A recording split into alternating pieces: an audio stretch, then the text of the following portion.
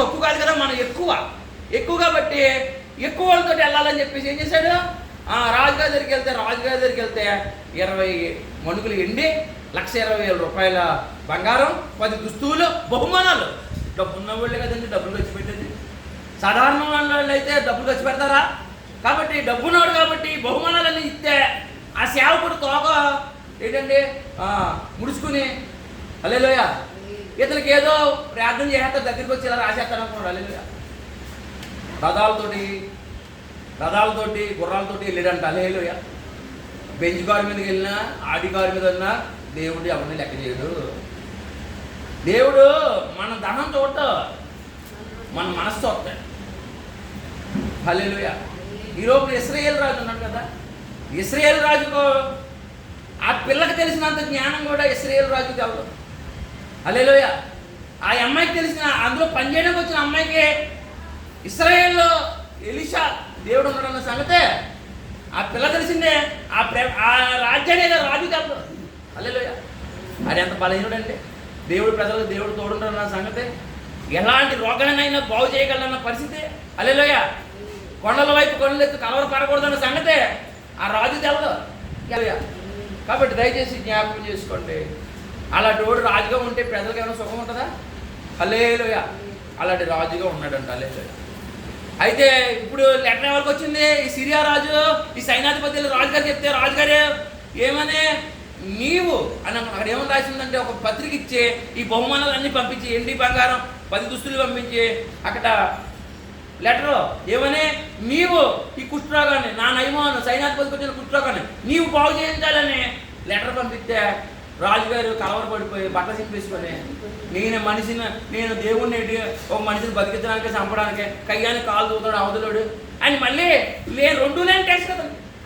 ఒక టెన్షన్ ఏమో కుష్ఠరోగం బాగు చేయాలి, లెటర్ వచ్చిన టెన్షన్ ఒకటి పరాయి దేశంలో, మూడో టెన్షన్ ఏంటి?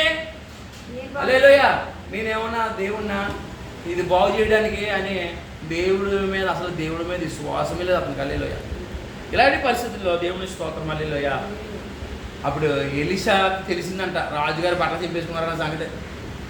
అప్పుడు ఎలీషా నేనున్నాను ఇక్కడ, నువ్వు పంపించి మన మధ్య దేవుడు ఉన్నాడు అనేసి అంటే అప్పుడు నయమాను గారు హల్లెలూయా ఎలీషా గారి దగ్గరికి హల్లెలూయా ఎలీషా గారి దగ్గరికి రథాలు గుర్రాలు వేసుకుని వచ్చారంట. ఈ బహుమానాలు అన్నీ వెనకాల చీరే తాటల మీద వేసుకొచ్చినట్టు అన్నీ వేసుకొచ్చారంట. హల్లెలూయా దేవునికి స్తోత్ర. అప్పుడు అన్నారంట ఎలీషా నయమాన్ని సేవకుని పంపించి, అతను కూడా దగ్గరికి వెళ్ళాలి, సేవకుని పంపించి గెహాజీ అనేటువంటి అతను పంపించి దగ్గరికి వెళ్ళకుండానే మా ఊళ్ళోని యోర్దాన్ నది ఉంది, అందులో 7 సార్లు మునిగేమన్నాడు. అసలు మన ఊడికి వచ్చింది జబ్బు ఎందుకు వచ్చింది? అహంకారంగా వచ్చింది. ఇప్పుడు ఏమన్నాడు? నన్ను అతను వచ్చి ప్రార్థన చేసి ఇలాగలుగా ఆడిచ్చి తీసేస్తారు అనుకున్నాను, ఏదో సాంబ్రాన్ని అయితే పోద్దనుకున్నాను. అసలు అహంకారమే కదా ఇవన్నిటికీ వచ్చింది. మనకే అహంకారం ఉంటుంది. డబ్బున ఉన్న వాళ్ళంటే ఒకలా చూస్తాం, పక్షపాతం మనకి, లేని వాళ్ళంటే ఒకలాగా చూస్తాం. పెద్ద కులం అంటే ఏమో ఒకలాగా ఉంటుంది, చిన్న కులం అంటే ఒకలాగా ఉంటుంది. మనకి రకరకాల జబ్బులు మనకి. హల్లెలూయా ఈ రకరకాల జబ్బులతో ఉన్న వ్యక్తిని దేవుడు ఏం చేయడు? యోర్దాన్ ఎంత పెద్దవి లేవేటి, వాళ్ళ దేశంలో కూడా పెద్ద నదులు ఉన్నాయి. హల్లెలూయా యోర్దాన్లోనే మొలకమన్నాడు. హల్లెలూయా కానీ యోర్దానికి చరిత్ర ఉంది. యోర్దాన్ నది దేవుడు చెప్పినట్టు ఉంటుంది. హల్లెలూయా నువ్వు అన్ని నదులు దేవుడు చెప్పినట్టేనో, దేవుడికి లోబడ్డది, దేవుడు అహంకారంగా నడిచింది అది కూడా, కానీ దేవుడు ఆజ్ఞాపిస్తే అణచబడింది. దాని దగ్గరికి వెళ్ళి నువ్వు పాఠం నేర్చుకోవాలి. హల్లెలూయా నువ్వు ఎక్కడెక్కడో పాఠాలు నేర్చుకోవడం కాదు, దేవుడు మాటిని అణిగిపోయినా అణిగిందే అణుచుకోవాలి. యోర్దాన్ అణిగిందా లేదా? యోర్దాన్ నది దాటడానికి ఇశ్రాయేలుకి సహకరించింది. హల్లెలూయా దాని దగ్గరికి వెళ్ళి నువ్వు పాఠం నేర్చుకోవాలని చెప్పి నయమానుకి దేవుడు ఆజ్ఞిస్తే తగ్గించుకోవాలి, అహంకారం పోవాలి. హల్లెలూయా అయితే నేను దాని దగ్గరికి వెళ్ళను, అందుకన్నా మంచి నదులు మా ఇంట్లో లేవా, మా ఊళ్ళో లేవా అని నయమాను కోపకిచ్చి అహంకరించి మళ్ళీ అదే పని చేస్తుంది. అంత జబ్బు ఉన్నవాడు అంత పెద్ద సేవకుడి దగ్గరికి వచ్చినప్పుడు రాజుగారి కంటే సేవకుడే గొప్పవాడు. ఇక్కడ రాజుగారి బట్టలు చింపేసుకుంటే దైవసేవకుడు బట్టలు చింపుకోలేదు కదా. హల్లెలూయా ఎవరు గొప్పవాళ్ళు? ఇద్దరికంటేనే దేవుడిని ఆచరించిన సేవకుడే గొప్పవాడు. ప్రజలు పాలించే అధికారి ఏం కాలేకపోయాడు. హల్లెలూయా కాబట్టి దయచేసి జ్ఞాపకం చేసుకోండి. ఎక్కడికి వెళ్ళి నేర్చుకోవాలి పాఠం? నువ్వు దేవుడికి అన్నగాలి, అహంకార దృష్టి తొలగాలి, తారతమ్యాలు పోవాలి. హల్లెలూయా. కాబట్టి ఇలా మాట్లాడుతున్నప్పుడు దేవునికి స్తోత్రం. హల్లెలూయా. ఇప్పుడు అందులో ఒకడు అన్నాడంట, ఆ యొక్క నయమాను పనిలో పనిచేసేవాడు అక్కడ అన్నాడంట, అయ్యా ఇంతకంట 20 మణుగులు ఎండి తెచ్చావు, నువ్వు 100 మణుగులు తెమ్మంటే దేవా రోగం పోతుందంటే, అయ్యా నీ కుష్ఠరోగం పోతుందంటే, మనకున్న రోగం పోతుంది, భయంకరమైన క్యాన్సర్ పోతుందంటే, ఇల్లు అమ్మేసుకుని కూడా క్యాన్సర్ డబ్బులు ఖర్చు పెట్టిన వాళ్ళు లేరా? నేను ఇల్లు అమ్మేసుకోమన్నాడా? నీ ఉద్యోగం వదిలేసుకోమన్నాడా? నేనేమన్నాడు ఆయన? నువ్వు లోపడమన్నాడు. హల్లెలూయా. ఆయన మాటకి లోపడమన్నాడు అంతే. అలా ఎప్పుడైనా దేవుడి మాటకి లోపడాలి. మన మూర్ఖత్వం హృదయాలు ఎక్కడికైనా తగ్గాలి, ఎంతైనా తగ్గాలి మనం. హల్లెలూయా. ఇలా మాట్లాడేలోకి దేవునికి స్తోత్రం. హల్లెలూయా. దేవుని మహిమ కలిగిన కాక. ఇప్పుడు ఆ మాట నచ్చి నయమానులో ఉన్న అహంకారం తగ్గించుకొని యోర్దానులో 7 సార్లు మునిగితే అప్పుడు 7 సార్లు ఒకసారి కాదు, పూర్తిగా ఇంత కొంత కాదు తగ్గవలసింది, మనం పూర్తిగా తగ్గాలి. నిజమే, మనలో కూడా కొన్ని భావాలండి, ఎక్కువ తక్కువ భావాలు ఉంటాయి, అయ్యే పోవాలి. హల్లెలూయా. దేవుని స్తోత్రాలు. పూర్తిగా 7 సార్లు అంటే పెర్ఫెక్ట్గా మునిగాడు. అప్పుడు పసిపిల్ల దేహము వచ్చేసింది, అప్పుడే మనిషిలా మారాడు. అప్పుడు వరకు మనిషిలాగా అతను మారలేదు. దేవుడి స్తోత్రం. కాబట్టి ఒక పక్కన నయమానికి ఒక లెసను, రాజుగారికి ఒక లెసను. హల్లెలూయా. మూడోదిగా గెహాజీ అన్నవాడు ఇప్పుడు ఏమయ్యాడు? నయమాను స్వస్థత పొందిన అంటనే ఇశ్రాయేలు దేవుడు లాంటి దేవుడు, గొప్ప దేవుడు ప్రపంచంలో ఎవరు లేడు. హల్లెలూయా. కాబట్టి నేను తెచ్చి నీ కానుకలు 20 మణుగులు ఎండి, ఆ 1,20,000 ఈ బంగారం, ఈ 10 దుస్తులు తీసుకో బహుమానంగా, నాకు పసిపిల్ల దేహంలాగా అయిపోయింది, ఇంకా ఆనందానికి అద్దులు లేవు. హల్లెలూయా.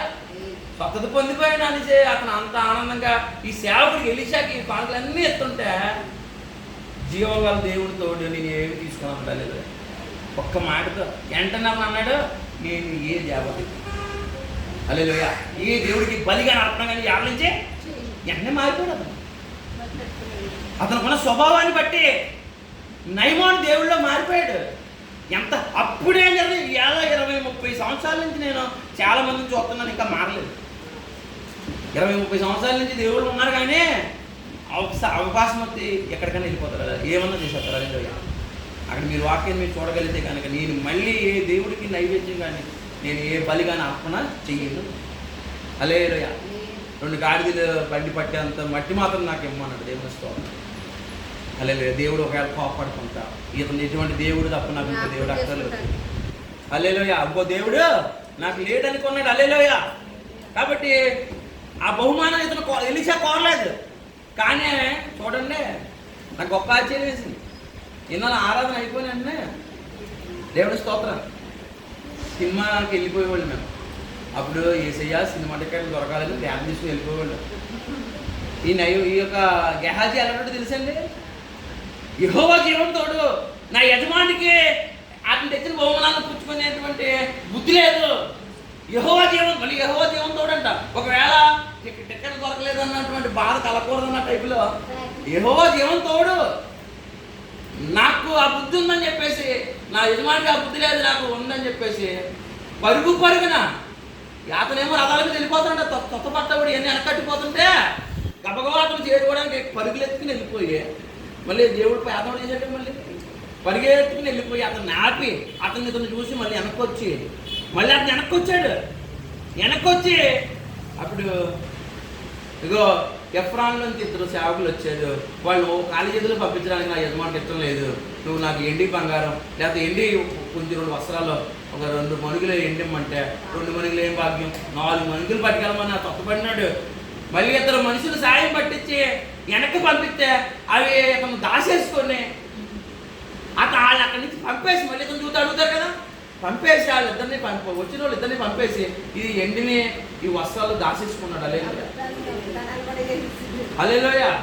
దాచేసుకుని ఏమి తెలనట్టు మళ్ళీ ఎలీషా గారి దగ్గరికి వచ్చి, వందనాలు అయ్యగారు అని మళ్ళీ వందనాలు అయ్యగారు అంటుంటే, గెహాజీ నువ్వు ఎక్కడికి వెళ్ళావు అంటే, నేను ఎక్కడికి వెళ్ళలేదండి. అది మళ్ళీ తప్పులు చేసిన వాళ్ళు అందరూ అబద్ధాలు ఆడటం బాగా అలవాటు, ఇక్కడే ఉన్నాను అన్నాడు. ఎప్పుడు రాలేదు నా ఆత్మ నీకు? నా ఆత్మ అతను నిన్ను మళ్ళీ అతను నీ వైపు తిరిగాడు కదా. ఒకవేళ మనిషికి దురాశ ఉంటుంది, కరెక్టే. కాబట్టి నువ్వు పరిగెట్టావు, కరెక్టే. అతను ముఖం చూసినప్పుడు నేను కనపడాలి కదా నీకు. హల్లెలూయా. అతను ముఖం చూసినప్పుడు నేను నీకు కనపడాలి లేదా? నా ఆత్మ నీతో రాలేదా? నా మనస్సు నీతో రాలేదా? హల్లెలూయా. నా మనసు ఎలాంటిదే? నాకు దురాశ లేదు. ఇడ్లును, లేకపోతే దాసీలను, వెండి బంగారాలను, లేకపోతే అంజూరపు తోటల్ని, ద్రాక్ష తోటల్ని వేసుకోవడానికి, ఈ ఉద్యానవనాలు కట్టుకోవడానికి ఇది సమయమా? హల్లెలూయా. రాజుగారి ఆపరిచిన ప్రజలకు విశ్వాసం లేకుండా ఉన్నారు. హల్లెలూయా. ప్రజలందరూ చెరపట్టి పడిపోయి ఉన్నారు. ఎంత యుద్ధకాలంలో నీకు ఈ దురాశ అవసరం వచ్చిందా? నీకు ప్రత్యేకంగా స్వార్థం వచ్చిందా?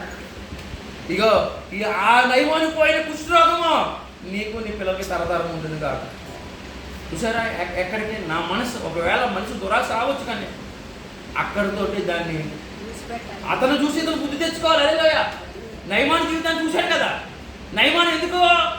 నయమాన్ లోబడికే, దేవుడి మాటకి లోబడికే కదా ఈ కుష్ఠరోగం తెచ్చుకున్నాడు. అతను లోబడిన తర్వాత నయమాన్ చూసాను సరే నేర్చుకోలేదు గేహాజీ. అంత పెద్ద రోగాన్ని నేను సంపాదించుకున్నాడు. హల్లెలూయా. అప్పుడు మన జీవితాల్లో హల్లెలూయా ఏ విషయాల్లో మనం ఎచ్చిపోతున్నామో. హల్లెలూయా. దేవుడికి అసహ్యం అంటే ఏంటంటే కీడికి పరిగెత్తే పాదాలు అంటే దేవుడికి అసహ్యం అంట. హల్లెలూయా. మీరు కాకపోతే ఇది కనుక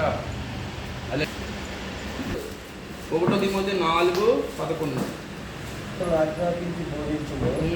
నీ ఎవరిని బట్టి ఎవరు నిన్ను పూజించడం పని కానీ మాటల్లో, ప్రవర్తనలో, ప్రేమలో, విశ్వాసంలో, పవిత్రతలో, విశ్వాసులకు మాదిరిగా. హల్లెలూయా. మాటలో, ప్రవర్తనలో, విశ్వాసంలో, ప్రేమలో, పవిత్రతలో మాదిరిగా ఉండవలసినోడు ఏం చేశాడు? హల్లెలూయా. దేవుడికి మాదిరిగా ఉండవలసినోడు ఏం చేశాడు? దురాశకు పోయాడు. హల్లెలూయా. గొప్పవాడు అయిపోవాలనుకున్నాడు. ఆశ సంపాదించుకున్నవాడు అనేకమైన బాధల్లో పడిపోతాడని సామెతలు ఉంటుంది కదండి. హల్లెలూయా. దేవుడిని మనం ప్రేమిస్తే ఆస్తులు మన దగ్గరికి వస్తాయి. హల్లెలూయా. దేవుని మహిమ కలిగింది కాదు. అది చిన్న సుధా పిల్లలు ఇందాక మందలెత్తనే ఉంది. ఒక పక్క నుంచి మందలెత్తే ఏం చేస్తుంది తెలుసా? ఇదిగో ఇడ్లీ అని పెడుతుంది. నాకు అప్పుడు అనిపించింది దేవుడు కూడా ఇలాంటి వాడే, మనలో పక్కన తిడతానే ఉంటాడు, పెడతానే ఉంటాడు. ఆయన దేవుని మహిమ కలిగింది. దేవుడి ప్రేమ ఎంత గొప్పది. హల్లెలూయా. ఆయన కోపం కూడా అతను కఠినంగానే ఉంటుంది. హల్లెలూయా. మనం ఎప్పుడు కూడా డబ్బులున్న వాళ్ళు అంటే ఒకలాంటి ప్రేమ, కొద్దిగా ఎచ్చుకోలేమన్న వాళ్ళు అయితే ఒకలాంటి ప్రేమ. హల్లెలూయా. ఉన్నాయి, మనలో కూడా ఉన్నాయి, లేదని అనుకోకూడదు. హల్లెలూయా. హల్లెలూయా. దేవుడు నచ్చవయ్యి, దేవుడు నచ్చవు. ఇప్పుడు చిన్న మాట చెప్తాను లాస్ట్లో. దేవుడు తెలిపితే కానీ నేను నోరు తిన్నాను కాబట్టి లోకలందరూ పోయేది ఎక్కడికి? డబ్బున్నవాడు పేదవాడు కలుసుకునేది ఎక్కడ? మట్టిలో. అలాగే ఈ లోకంలో అందరూ ఎక్కడికి చేరిపోతారు? అక్కడ నువ్వు నా పక్కన ఉండొద్దు. అక్కడ వైఎస్ఆర్ కాలనీలోనే మాదిగా అందరికీ మొత్తం అందరికీ ఒక రకంగా ఒక దగ్గర ఇచ్చేసారంట. మా పక్కన ఇల్లు వచ్చారు, మాకు ఆ ఇల్లు వద్దని చెప్పి మార్చమని కావిడి. మరి ఇక్కడ మార్చేసుకుంటుంది, మరి అక్కడ మార్చుకోగలరా? హల్లెలూయా. అక్కడ మార్చుకోలేదు కదా, అప్పుడు ఇప్పుడు బతుకుంటుంది కదా. ఎక్కడ ఎవరి పాదాల కింద పెట్టినా అక్కడ ఉండాలి కదా. మనం ప్రార్థన చేసుకోవాలి. హల్లెలూయా.